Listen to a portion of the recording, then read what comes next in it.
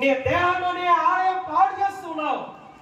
నీ దేహం అనే ఆలయంలో దేవుడు నివాసించాల్సినట్టుగా నీ దేహం అనే ఆలయంలో వ్యభిచారం తెచ్చిపెట్టావు, దొంగతనం తెచ్చిపెట్టావు, మోసం తెచ్చిపెట్టావు, మందు తెచ్చిపెట్టావు, సిగరెట్లు తెచ్చిపెట్టావు,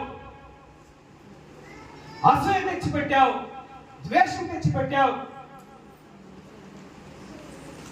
ఈ భయంకరమైన పాపాలన్నీ తెచ్చి దేవుడు నివసించే ఆలయంలో పెడితే ఏమవుతుందంట?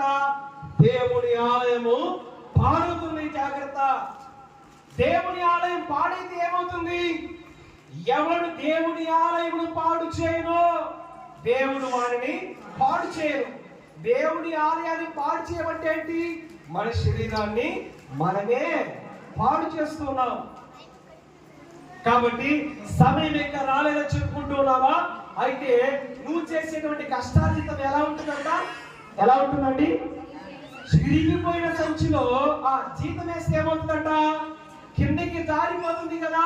మీ ప్రవర్తన ఆలోచించండి, మీ ప్రవర్తన ఒకసారి చెక్ చేసుకోండి. ఓ ఎవరి బిడ్డ, ఓ పెద్ద ఆయన, ఓ ముసలాయన, ఓ చిన్నవాడా, ఓ దేవుని సేవకుడా, దేవుడు నివసించడానికి కోరుకున్న నీ దేహం అనే ఆలయాన్ని నువ్వు పాడు చేసుకుంటూ ఉన్నావు. తద్వారా ఏమవుతుందంటే నీ జీవితంలో భయంకరమైన సమస్యలు కొని తెచ్చుకుంటూ ఉన్నావు. హల్లెలూయా. కాబట్టి దేవుడిచ్చినటువంటి దేహం అనే ఆలయాన్ని ఏం చేయాలంటే మనము పరిశుద్ధంగా కాపాడుకోవాలి.